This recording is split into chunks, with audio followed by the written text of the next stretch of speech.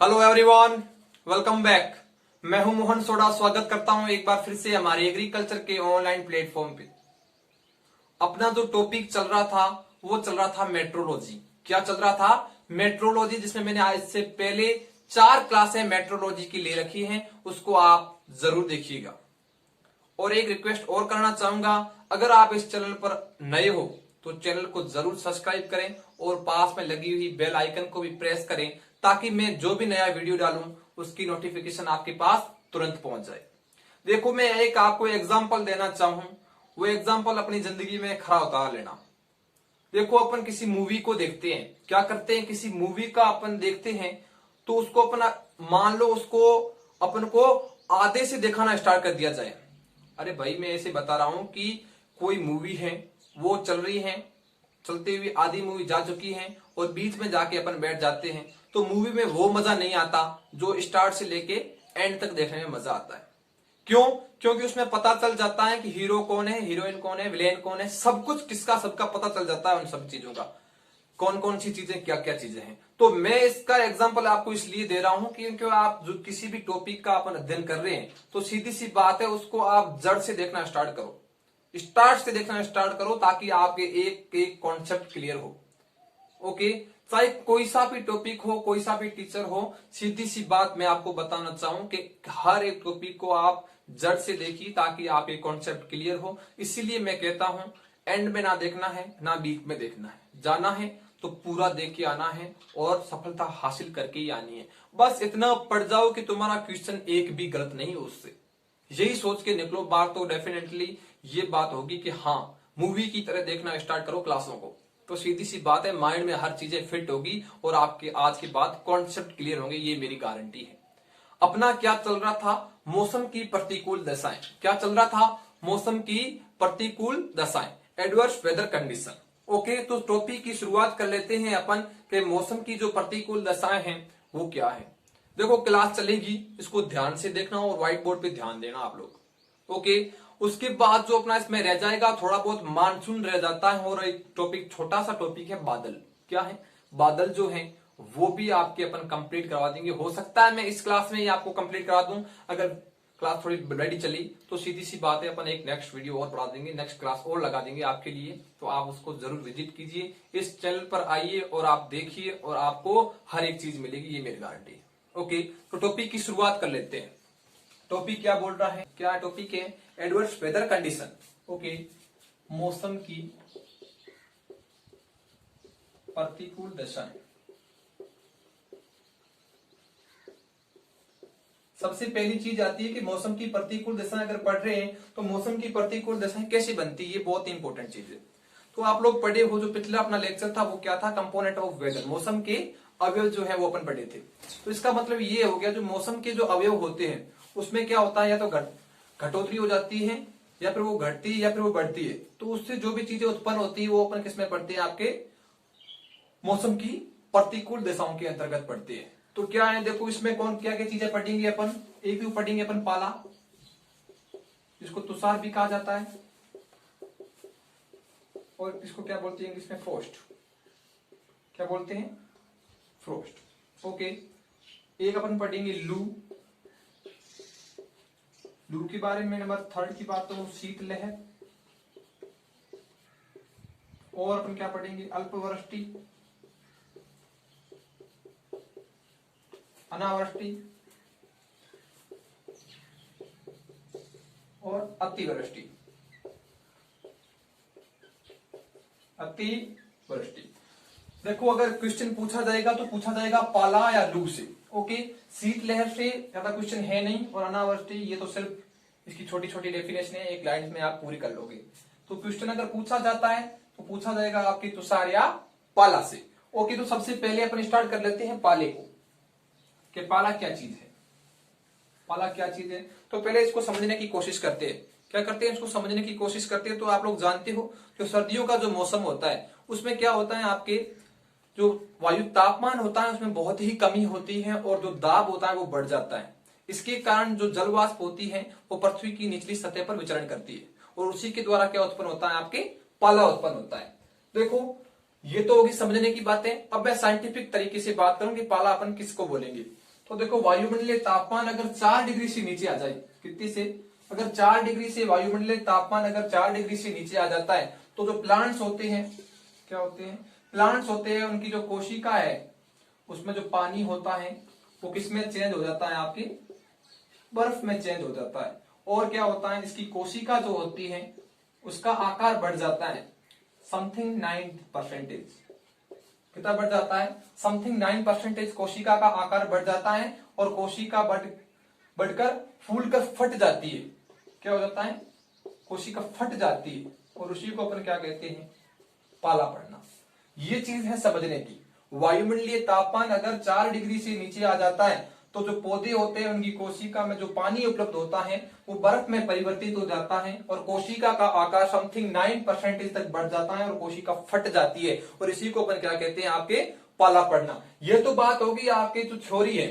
Theory आप लोग जानते हो कॉम्पिटेटिव एग्जाम में आपसे नहीं पूछी जाएगी, तो आपसे पूछा क्या जाएगा, इसके एग्जाम्पल पूछे जाएंगे। जो पाला संवेदनशील फसलें हैं, पाला सेंसिटिव फसलें जो है वो आपसे पूछा जाएगा। तो देखो अगर मैं बात करूं आपके सरसों की, सॉरी सस्य विज्ञान की बात करूं, सस्य विज्ञान में कौन सी ऐसी फसलें हैं जो पाला संवेदनशील है, तो एक तो है आपकी सरसों। याद रखना, स से सस्य और श से सरसों। यहां तक क्लियर। अगर मैं फलों की बात करूं, किसकी बात हो रही है, फलों की बात हो रही है, तो एक तो है आपके आंवला और पपीता। हालांकि केला भी है लेकिन केला अपन यहाँ पे नहीं पढ़ेंगे, ज्यादातर होता है पपीते में, उसके बाद होता है आंवले के अंतर्गत। अगर मैं सब्जियों की बात करूं, किसकी बात हो रही है, सब्जियों की बात हो रही है, तो सब्जियों में क्या है, सोलेनेसी कुल। कौन सा कुल, सोलेनेसी। सोलेनेसी कुल में भी ज्यादातर अगर पूछे तो टमाटर बता देना। और सब्जी कौन सी है, मटर, मटर और टमाटर। ये चीजें होगी, सब्जियां होगी, फल होगी, सस्य विज्ञान की बात हो गई। और अगर बात करूं मैं मसालों की, तो मसालों में अपन को देखेंगे, जीरा हो गया, मेथी हो गई, धनिया हो गया और सौंफ। ये जो चीजें हैं ये पाला संवेदनशील। इसके एग्जांपल याद रखना, ये सरसों बहुत बार पूछा गया है, इसको इंपोर्टेंट करके 5 स्टार मार लेना, क्योंकि ये क्वेश्चन पूछ भी सकते हैं। और आंवला और पपीता को भी अपन को टिक करना है। और सब्जियों में ज्यादातर सोलेनेसी कुल को ही मान्यता देनी है। ये की बात क्लियर है। अब देखो अगर पाला पड़ रहा है तो उसको रोकने के लिए अपन क्या क्या उपाय कर सकते हैं, ये जानना आपके लिए बहुत ही जरूरी है। अगर पाला पड़ रहा है तो अपन सबसे पहले क्या कर सकते हैं, सिंचाई करके पाले को कम कर सकते हैं। क्या कर सकते हैं, इरिगेशन देकर, पानी देकर पाले को कम कर सकते हैं। तो पाला जो है वो पानी से कम कैसे होता है, ये भी बात आपके लिए जानना जरूरी है। तो पानी होता है, उसकी भौतिक दिशा क्या होती है, ये जल्दी ना गर्म होता है ना ही ठंडा होता है। और जैसे अपन पानी को देंगे तो वहां का जो टेम्परेचर है उसमें क्या होगी, बढ़ोतरी होगी और उससे अपन पाले से थोड़ा बहुत छुटकारा पा सकते हैं। तो बचाव के लिए अपन क्या उपाय करेंगे, बचाव के लिए एक तो अपन सिंचाई कर लेंगे। क्या करेंगे, सिंचाई करेंगे। और क्या करेंगे, 0.1% सल्फ्यूरिक एसिड H2SO4 का घोल बनाकर छिड़काव करेंगे तो पाले से राहत मिल सकती है। और क्या करेंगे, 0.1% ग्लूकोज का घोल बनाकर छिड़काव कर सकते हैं। ओके, 0.1% ग्लूकोज का घोल बनाकर अपन का छिड़काव कर सकते हैं। और अपन क्या कर सकते हैं, TMSO di methyl sulpho oxide की जो मात्रा है वो 78 ग्राम लेकर अपन पाले से छुटकारा प्राप्त कर सकते हैं। तो ये चीजें क्या होगी, आपके पाले से बचाव के जो कार्य हैं वो कर सकते हैं। और जो डेवलपमेंट जो कंट्री है, जैसे कि अमेरिका हो गया और बहुत सी कंट्रियां हैं जो डेवलपमेंट है, उनमें अपन क्या होता है, जो विद्युत हीटर होते हैं उसके द्वारा पाले को कम किया जाता है। लेकिन अपने इंडिया में ये टेक्नोलॉजी अभी तक विकसित नहीं है, ये बहुत ही महंगी पड़ती है। ठीक है, तो विद्युत हीटर के द्वारा भी पाले को कम किया जा सकता है। और मान लो अपने पास अगर बाग है, बाग में कुछ फल वृक्ष लगा रखे हैं, क्या लगा रखे हैं, फल वृक्ष लगा रखे हैं, तो ये तो हो गई आपकी उत्तर दिशा, ये हो गई दक्षिण दिशा, ये हो गई पूर्व दिशा और ये होगी पश्चिम दिशा। तो आप क्या करोगे, आप लोग जानते हो जो दाब होता है, वायु दाब जो होता है वो अधिक होता है, तो सीधी सी बात हवाएं विचरण नहीं करेगी, तो आप उत्तर पूर्व दिशा से धुआं कर सकते हो और आप पाले को कम कर सकते हो। याद रखना, धुआं हमेशा इधर से ही करना है। ये चीज होगी आपके क्लियर। और जो छोटे फल वृक्ष होते हैं उनके जो बीच में जगह बचती है उसको आप टाटियों एवं बोरियों की सहायता से भी पाले को कम कर सकते हो। टाटियों एवं बोरियों की सहायता से, बोरियों की सहायता से भी आप कम कर सकते हो। ये चीजें होगी आपके पाले की, इससे आप पाले का बचाव कर सकते हो। तुषार बोलते हैं इसको, फ्रोस्ट बोलते हैं। ये चीजें होगी पाले की। नंबर 2 जो टॉपिक चलेगा वो चलेगा लू के ऊपर। क्या चलेगा, लू के ऊपर। लू क्या चीज है? देखो, लू को समझने से पहले ये भी जानना जरूरी है कि लू कैसे बनती है, कहां से आती है, ये चीजें कैसे होती है। तो नंबर सेकंड जो है वो है लू। क्या है? लू। लू कैसे बनती है? देखो, अगर मैं बात करूं तो ये क्या हो गया, ये इंडिया का नक्शा मैंने बना लिया नॉर्मली तरीके से। क्या बना लिया? इंडिया का नक्शा। ये आपकी उत्तर दिशा, ये आपकी पूर्व दिशा, ये आपकी दक्षिण दिशा और ये आपकी उत्तर दिशा। ठीक है। यहां से क्या है, इधर आपके अरबियन देश है। क्या है? अरबियन देश है। यहाँ पे क्या है? समथिंग समथिंग मरुस्थल है। क्या है? मरुस्थल है। मरुस्थल से जो आने वाली हवाएं हैं वो क्या है? हमेशा गर्म हवाएं रहती है। और जो मरुस्थल से जो आप लोग जान सकते हो, जो उत्तर और सॉरी इधर हो गया पश्चिम, आप लोग क्या पढ़ते हो? उत्तर पश्चिम दिशा से आने वाली गर्म हवाओं को अपन क्या बोलते हैं? आपके लू का पड़ना। तो ये जो अरबियन देश है, अरबियन देशों के द्वारा जो मरुस्थल है उससे जो गर्म हवाएं आती हैं उसे ही अपन क्या बोलते हैं? आपके लू का पड़ना। ये चीज है लू। आज से ही कंसेप्ट क्लियर होना चाहिए। ये बात होगी लू की। लू के नुकसान क्या है? लू के नुकसान क्या है? तो देखो, लू जो है ये क्या करती है? तेज चलती है तो आपके फल वृक्ष को भी, तो फल है, फूल है, उसको झाड़ सकती है, झड़ा सकती है, कुछ भी कर सकती है। और क्या करती है लू? ये अगर तेज चल रही है तो वाष्पीकरण और वाष्पोत्सर्जन की जो दर है उसको भी बढ़ा देती है। और ये क्या पैदा करती है? ये आपकी सूखा पैदा कर सकती है पौधों में। ओके, ये होगी बातें लू की। अब जो लू है, लू से अपन कैसे बचाव कर सकते हैं? लू से अपन कैसे बचाव कर सकते हैं? तो आप सीधी सी बात है, विंड ब्रेक, शेल्टर बेल्ट का उपयोग करके भी अपन कम कर सकते हैं। शेल्टर बेल्ट, विंड ब्रेक, इसका उपयोग अपन करके कम कर सकते हैं। और क्या कर सकते हैं? उत्तर पश्चिम दिशा से अपन ज्यादातर पेड़ लगाकर इसको अपन कम कर सकते हैं। किसको कम कर सकते हैं? आपके लू के वेग को कम कर सकते हैं। ओके। और अपन शेल्टर बेल्ट लगाकर अपन कैसे कम कर सकते हैं? देखो, इसमें क्या होता है, पिरामिड आकार में अपन क्या करेंगे? प्लांट्स को लगाएंगे और जो लू की जो गति है ये क्या करेगी? इसकी सघनता को अपन कम कर सकते हैं। और यहां से अगर लू आ रही है तो पहले क्या करेंगे? इधर छोटे पौधे, थोड़े से बड़े, थोड़े बड़े और ऐसे सबसे ज्यादा बड़े। तो ये यहाँ से जो हवाएं आती है तो ये क्या करेगी? अपनी जो गति है इसमें आपके इसकी जो मात्रा है उसको अपन कम करके अपन लू से बचाव कर सकते हैं। नंबर जो थर्ड आता है वो मैंने बताया था आपको, शीतलहर मैंने आपको बताया था, ज्यादा इंपॉर्टेंट है नहीं। शीतलहर में अपन सिर्फ इतना ही देखते हैं, जो सर्दियों के मौसम में जो ठंडी हवाएं चलती है उसी को शीतलहर के नाम से जानते हैं। और ये हवाएं आती है आपके उत्तर पूर्व दिशा से। इधर से जो ये हवाएं पड़ती हैं इसको बोलते हैं आपकी शीतलहर। शीतलहर जो है ये क्या करेगी? आपके तापमान को घटा देगी, जिसके कारण आपके श्वसन दर में बहुत ज्यादा कमी आ जाती है। इसको अपन सिंचाई के द्वारा, इसका बचाव एक ही है कि आप सिंचाई करके इसको वापस रिकवर कर सकते हो। ये चीजें आपकी क्लियर होनी चाहिए।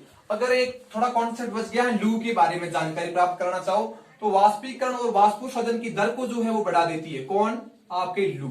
वाष्पीकरण और वाष्पोत्सर्जन की जो दर है उसको ये क्या करती है? बढ़ा देती है।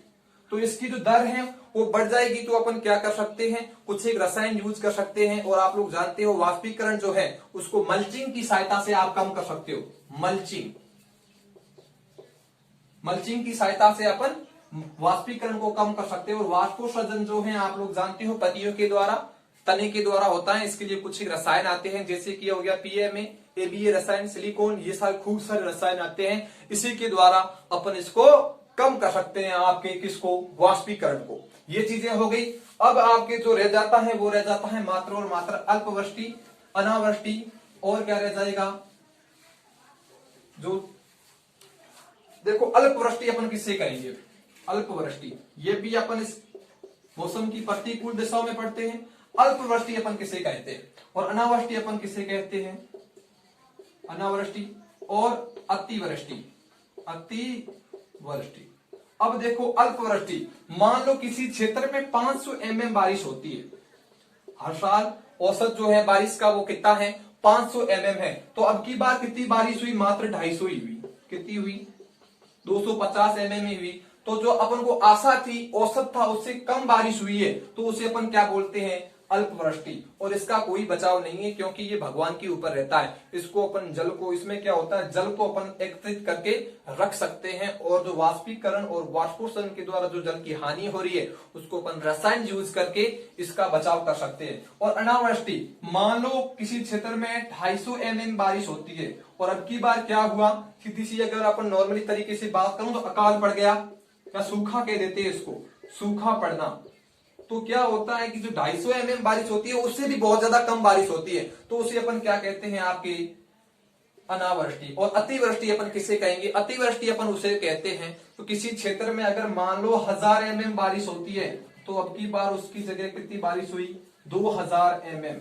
तो मतलब औसत से बहुत ज्यादा बारिश हो रही है, उसे अपन कहते हैं अतिवृष्टि। ये चीजें आपकी क्लियर होनी चाहिए। इसका बचाव कुछ भी नहीं है, मानव के द्वारा इसका बचाव है नहीं, क्योंकि ये भगवान के ऊपर नियंत्रित रहती है कि भगवान कितनी बारिश करते हैं। ओके, ये बातें हो गई अल्पवृष्टि की। आज आपकी हो गई है मौसम की प्रतिकूल दशाएं कंप्लीट। जो मेट्रोलॉजी है वो समथिंग है, वो क्लियर होने को आई है। छोटा सा टॉपिक बच जाता है, एक मानसून और एक बच जाता है बदल, और समय रहते मैं आपको ये भी टॉपिक क्लियर करवा दूंगा। मैं मोहन सोडा एक बार फिर से आपसे अलविदा लेता हूं, और चैनल को जरूर सब्सक्राइब करें और शेयर करें, ताकि मैं जो भी नया वीडियो डालूं उसकी नोटिफिकेशन आपके पास तुरंत आ जाए। Thank you.